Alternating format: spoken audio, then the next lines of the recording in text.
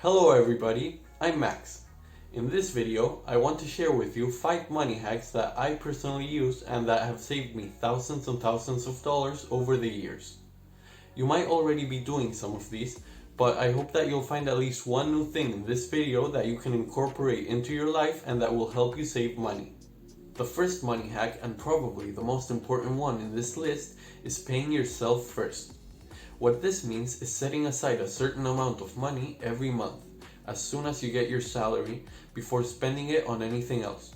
Before going out for dinner, before buying a new phone, before spending it on a trip.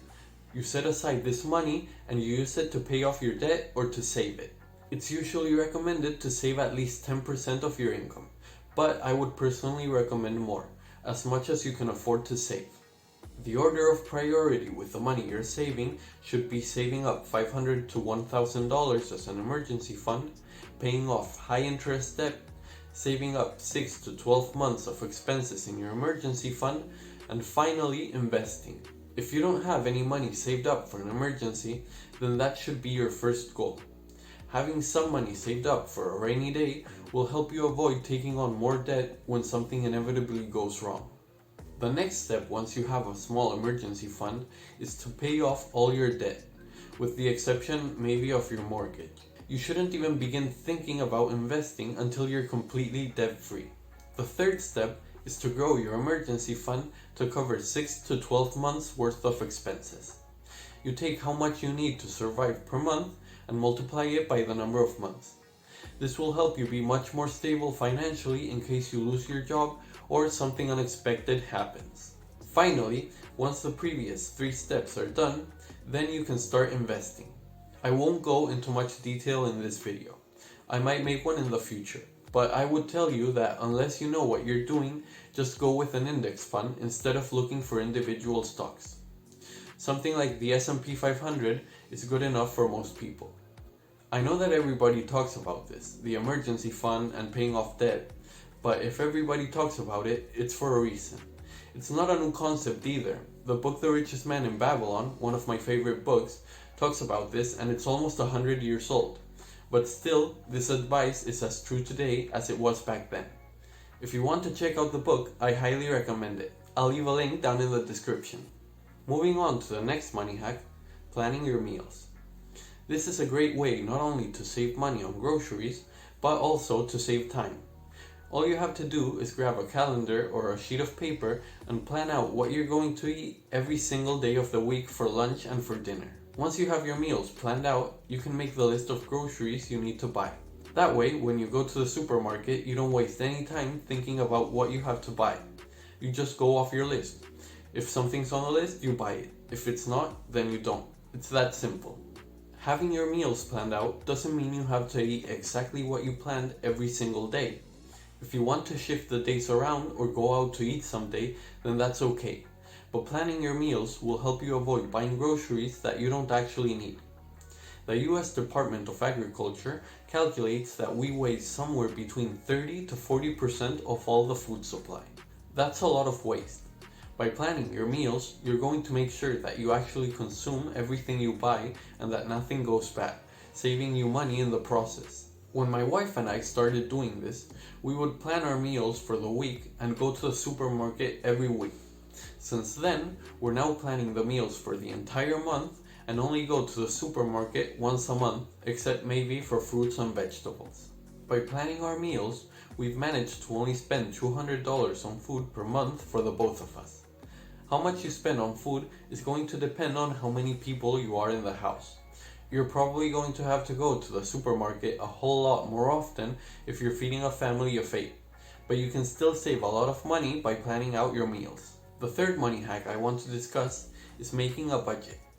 Making a budget is important to not go overboard with your spending and to make sure that you keep lifestyle inflation in check.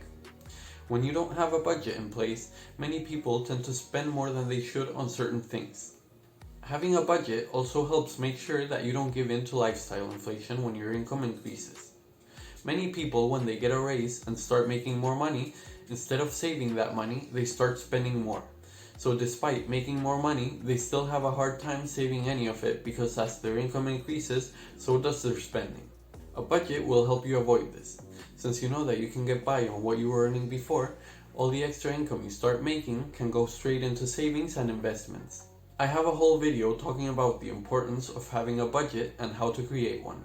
I'll leave a link somewhere around here in case you want to see it. Let's move on to the next money hack for now. The fourth money hack is hitting the like button. Oh wait, it's not. But it would really help me if you make that like button turn blue. It just takes a second.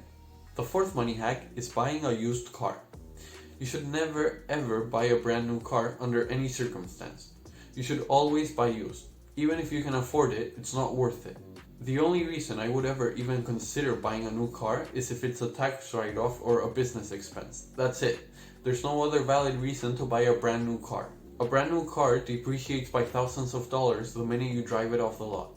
If you buy a car, drive it home, and then change your mind an hour later, you wouldn't even be able to get back what you just paid for it. And after that, most cars lose between 15 to 20% of their value every single year. I really hate cars. I mean, I like looking at them and I like driving them, but I hate owning them. They're a huge waste of money. Not only are you losing money just by owning it, you also have to take into account a bunch of other expenses like gas, repairs, insurance. If you can avoid owning a car, I think that's the best option. I spent years getting around on a bike, but I know that depending on where you live, having a car might be pretty much a necessity. In that case, always buy a car that has seen most of its depreciation. Look for something cheap and reliable. For example, I'm driving a 17-year-old Nissan with only 60,000 miles on it. It cost me $1,400, I had to spend another $200 on new tires, and now I have a car that will last me for years. Even if I decide to sell it a few years from now, I could still get pretty much the same amount that I paid for it. The last money hack I have for you today is one of my favorites. I use it pretty much all the time, and I can honestly say that it saved me and my wife thousands of dollars. I'm talking about the 24-hour rule. Basically, what it means is waiting for 24 hours before making any purchase. If you still want to buy it after 24 hours, then you go ahead and buy it. This helps you avoid making impulse purchases, and it protects you from salespeople who are trying to get you to buy something by offering a discount, but only if you buy right now. I started using this money hack after my wife and I got sold on a medical insurance that we didn't actually need or want. Luckily, we were able to cancel it before we had to make any payments. Since then, we've decided that we would wait 24 hours before any purchase, especially if it's an unexpected expense. Sometimes it's hard to say no to someone trying to sell you something. Salespeople will always try to pressure you to buy right now, usually with some kind of discount or sale that is conveniently going to expire today. They know that if you don't buy from them at that very instant, they won't be able to close the sale. Using the 24-hour rule, it's much easier to say no. We've used this rule a lot since then. Probably the biggest thing it saved us from was a vacation plan that would have cost us thousands of dollars. They were trying to sell it to us while we were on our honeymoon back in February of 2020. If we had bought it, it would have been like throwing all that money down the toilet, especially since you can't travel anywhere right now anyways due to COVID. Some people might be afraid that by waiting 24 hours they might miss out on a deal, but I've never had that problem. If someone's trying to sell you something and you go back to them the next day and decide to buy, they always end up giving you the same deal they offered you the day before. It's just a sales tactic. That was all for this video. Thank you for watching all the way until the end. I appreciate it a lot. Let me know down in the comments if you already do any of these hacks and what other ones you use. Also, don't forget to smash the like button, and if you want to see more videos like this, remember to subscribe and hit the bell. I'll see you all next week. Bye!